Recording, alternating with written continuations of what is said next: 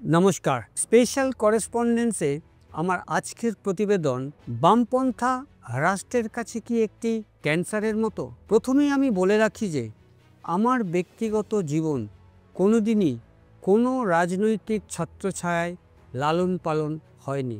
সবসময় রাজনীতিকে উপেক্ষা করে এসেছি ও রাজনৈতিক দলগুলোর আদর্শ থেকে নিজেকে দূরে রাখার চেষ্টা করেছি, আজও করছি।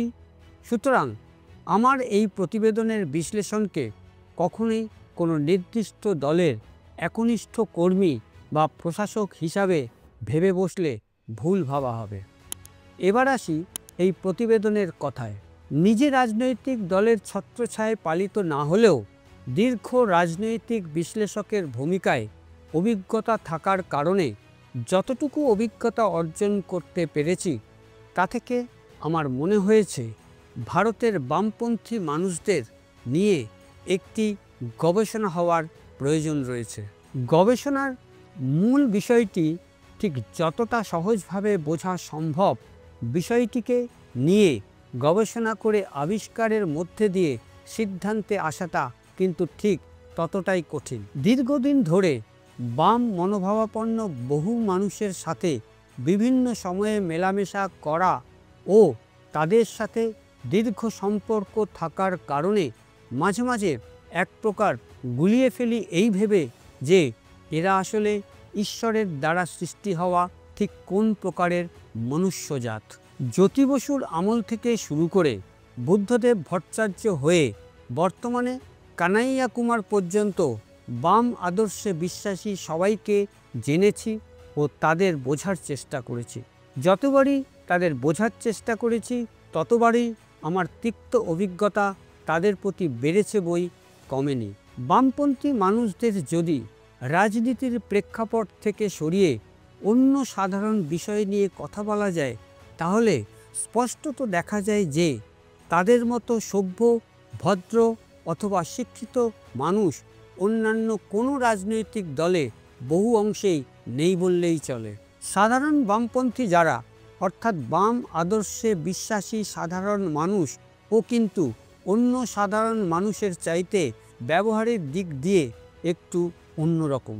এসব তো গেল তাদের চরিত্রের একটি অনন্য ভালো দিক, কিন্তু যদি তাদের চরিত্রটিকে বর্তমান রাজনৈতিক আদর্শকে বেষ্টনী করে ভাবা যায় তাহলে তাদের আবার চরিত্রের একটি অনন্য বৈশিষ্ট্য খুঁজে পাওয়া যায় যা সমাজ ও রাষ্ট্রের ক্ষেত্রে খুব একটা শুভ নয়।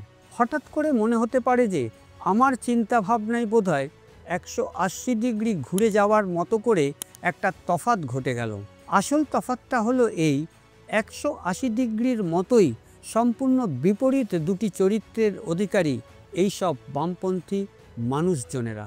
তাই প্রথমেই আমি বলেছিলাম যে এই বামপন্থীদের নিয়ে একটি বিজ্ঞানসম্মতভাবে গবেষণা করার প্রয়োজন রয়েছে, যাতে করে আমার মতো অন্যান্য সাধারণ মানুষদের মধ্যেও এই বামপন্থীদের নিয়ে বোঝার যে একটা দ্বিধাদ্বন্দ্ব রয়েছে তার কিছুটা হলেও সমাধান সূত্র বের হতে পারে। সক্রিয় রাজনীতিমুক্ত বামপন্থী মানুষদের প্রতি আমার শ্রদ্ধা বরাবরই ছিল ও আজও আছে বলে অনেকখানি নিয়ন্ত্রিত ভাষা ব্যবহার করেই কথাগুলো বললাম। আমি মোটামুটি নিশ্চিত যে আমার পরবর্তী আলোচনার বিষয়টি নিশ্চয়ই আমার বামপন্থী বন্ধু ও প্রতিবেশীদের খুব একটা সহজ করে ভাবতে সাহায্য করবে না। ভারতীয় রাজনীতিতে বামপন্থী দলগুলোকে মাঝে মাঝে দেশবিরোধী বলা হয়ে থাকে একটি রাজনৈতিক ও আদর্শগত বিতর্কের পরিপ্রেক্ষিতে। এই তকমা মূলত ডানপন্থী রাজনৈতিক দলগুলোর পক্ষ থেকে আসে। সক্রিয় রাজনীতির পরিমণ্ডল থেকে বেরিয়ে এসে একজন রাষ্ট্রবাদী ভারতীয় হিসাবে বামপন্থীদের আচার ব্যবহারে রাষ্ট্রের বিরুদ্ধে যে মনোভাব লক্ষ্য করা যায় তা কিন্তু বলা যেতে পারে সদৈব এক রাষ্ট্রবিরোধী প্রক্রিয়ার অঙ্গ। এই অনন্য সত্য ধারণাটি বেশিরভাগ ভারতীয় মানুষদের মধ্যে আজ প্রশ্ন তুলতে শুরু করেছে। আচ্ছা, আসলেই কি বামপন্থীরা এই রকম? উদাহরণস্বরূপ এর পেছনে রয়েছে কয়েকটি ঐতিহাসিক ও সমসাময়িক বেশ কিছু কারণ, যার মধ্যে দিয়ে মানুষের মনে বামপন্থীদের নিয়ে যে ধারণার জন্ম দিয়েছে তা কিছুটা হলেও বোঝা সম্ভব হবে। ঐতিহাসিক কারণগুলোর মধ্যে অন্যতম কারণটি হল 1942 সালের ভারত ছাড়ো আন্দোলনের বিরোধিতা করা। বামপন্থীরা সেই সময় সম্পূর্ণভাবে এর বিরোধিতা এই জন্য করেছিল কারণ সোভিয়েত ইউনিয়নের সঙ্গে ব্রিটিশদের বোঝাপড়ার ব্যাপারটা ছিল খুবই সুন্দর, আর সোভিয়েত ইউনিয়ন ছিল একটি অন্যতম বামপন্থায় বিশ্বাসী রাষ্ট্র। সেই কারণেই তৎকালীন বামপন্থীরা ব্রিটিশের পক্ষ নিয়ে ভারত ছাড়ো আন্দোলনের বিরোধিতা করেছিল। যেহেতু সোভিয়েত ইউনিয়ন তখন ব্রিটিশদের মিত্ররাষ্ট্র ছিল, তাই ভারতীয় বামপন্থীরা কখনোই চাইতো না যে সেই সময় সোভিয়েত ইউনিয়নের বিপক্ষে গিয়ে বিশেষ কোনো সিদ্ধান্ত নিতে। তাই তারা 42 সালের ভারত ছাড়ো আন্দোলনের পক্ষে একেবারেই ছিল না। সেই সময়কার বামপন্থীদের এখনো অবস্থানের কারণে মূলত অনেকেরই চোখে সেই সময় তাদের দেশবিরোধী বলে মনে হয়েছিল। সোভিয়েত ইউনিয়নের মতোই একটি দেশ হলো চীন, যারা কিনা বামপন্থী আদর্শে দীক্ষিত একটি দেশ। বর্তমানে কিছু রাজনৈতিক দলের সাথে সাথে সাধারণ বহু মানুষের মধ্যেও অভিযোগ রয়েছে যে 1962 সালের চীন ভারত যুদ্ধে সিপিআই-এর একাংশ চীনের পক্ষেই অবস্থান নিয়েছিল। এই কারণে রাষ্ট্রীয় নিরাপত্তার ক্ষেত্রে রাষ্ট্রবাদী ভারতীয়দের মধ্যে এই দলটি সম্পর্কে একটা বিপরীত ধারণার জন্ম নেয়। সমসাময়িক সময়েও কাশ্মীরে নাগরিকত্ব আইন সিএএ বা জওয়ানদের মৃত্যুর পর কিছু বামপন্থী ছাত্র সংগঠনের মন্তব্য বিতর্ক তৈরি করে। এসব ক্ষেত্রে তাদের আচরণ এবং বক্তব্যকে দেশবিরোধী হিসাবে চিহ্নিত করা হয়। ডানপন্থী কিছু রাজনৈতিক সংগঠন ও বিশেষ কিছু সংবাদ মাধ্যম ধারাবাহিকভাবে বামপন্থী মনোভাবকে দেশবিরোধী আখ্যা দিয়ে প্রচার করে চলে। ভারত একটি ধর্মনিরপেক্ষ দেশ হওয়া সত্ত্বেও বামপন্থীরা তাদের আচরণে এই বিশেষণটিকে কখনোই বাস্তবিকভাবে পরিমার্জিত করে নিয়ন্ত্রণ করার চেষ্টা করে না। বহু ক্ষেত্রে আবার বামপন্থী নেতা ও ছাত্র সংগঠনগুলি মাঝে মধ্যেই ব্যক্তিগতভাবে হলেও কেউ কেউ রাষ্ট্রীয় নীতির তীব্র সমালোচনা করে, যা অনেক সময় রাষ্ট্রবিরোধী বলে ধরা হয়। বিশ্ববিদ্যালয়গুলোর ক্যাম্পাসে যুব ছাত্র নেতাদের দ্বারা কাশ্মীর মাঙে আজাদি ইত্যাদি সব স্লোগানগুলোকে পার্টির তরফ থেকে কিছু না বলে এড়িয়ে চলার কারণে তাদের দেশদ্রোহী হিসাবে চিহ্নিত করাটাও একটি প্রধান কারণ। তবে এ বিষয়ে বামপন্থী দলগুলোর বক্তব্য ও অবস্থান অনেকখানি স্পষ্ট। তারা মনে করে অনেক সময় দেশবিরোধী তকমা একটি রাজনৈতিক হাতিয়ার হিসেবেও ব্যবহৃত হয় বিরোধীদের দুর্বল বা বিচ্ছিন্ন করতে, বিশেষ করে যখন কেউ সরকারের নীতি কড়া সমালোচনা করে। বামপন্থীরা নিজেদের আত্মপক্ষ সমর্থনের মধ্যে দিয়ে এও বলে থাকে যে দেশবিরোধী বলে তাদের কণ্ঠকে রোধ করার চেষ্টা করে থাকে বিজেপি ও তার শাখা সংগঠন দলগুলো। তবে এও অস্বীকার করার উপায় নেই যে বামপন্থীদের সম্পূর্ণভাবে দেশবিরোধী বলা রাজনৈতিকভাবে প্রভাবিত একটি জটিল বিষয়। তবে এও অস্বীকার করার উপায় নেই যে বামপন্থীদের সম্পূর্ণভাবে দেশবিরোধী বলা রাজনৈতিকভাবে প্রভাবিত একটি জটিল বিষয়। এটি ইতিহাস, মতাদর্শ এবং বর্তমান রাজনীতির এক মিশ্র ফল।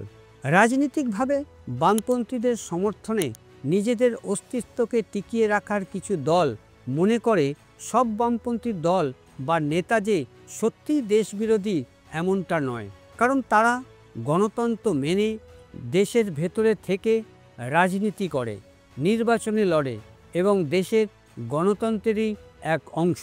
তবে এটা ঠিক যে বামপন্থীদের একটা বড় অংশ তাদের আচরণ ও বক্তব্য পরিবেশনের ক্ষেত্রে নিয়ন্ত্রিত নীতির কোনো ধারই ধারে না।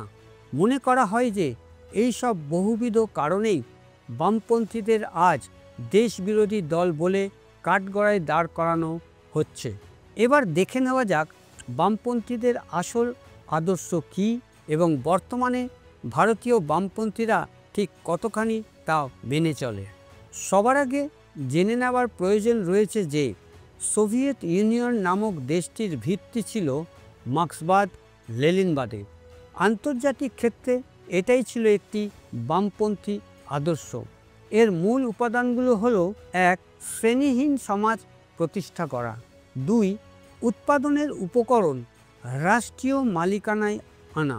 ৩. ধনীদের প্রভাব কমিয়ে শ্রমিক ও কৃষকদের অধিকার বৃদ্ধি করা। ৪. পুঁজিবাদের বিরোধিতা করে সমাজতন্ত্র প্রতিষ্ঠা করা। এগুলো ছিল বামপন্থীদের সামাজিক নীতি আদর্শ।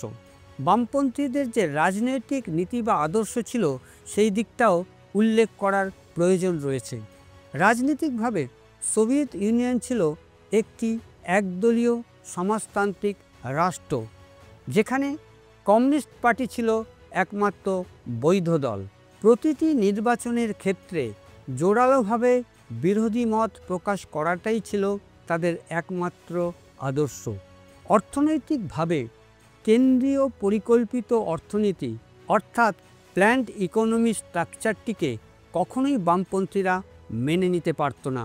তাদের বক্তব্য হলো ব্যক্তি মালিকানাকে দুর্বল করে সব কেন্দ্রীয় সরকারই কৃষি, শিল্প, ব্যাংকিংকে সবসময়ই তাদের নিজেদের নিয়ন্ত্রণে করে থাকে। আদর্শগতভাবে ভাবলে বামপন্থীদের এহেন নীতি আচরণকে মানবিক দৃষ্টিকোণ থেকে সাধুবাদ জানাতেই হয়। কিন্তু বর্তমান ভারতীয় ব্যবস্থাতে তাদের যে অবস্থান, তার সাথে অতীতের নির্মীয়মান বামপন্থী নীতি আদর্শের স্বরূপ খুঁজে পাওয়া মুশকিল। কোনো এক সময় সোভিয়েত ইউনিয়ন অসহায় মেহনতি মানুষদের হয়ে কথা বলার মতো বামপন্থী আদর্শের অন্যতম প্রধান ও দীর্ঘস্থায়ী কাণ্ডারি ছিল।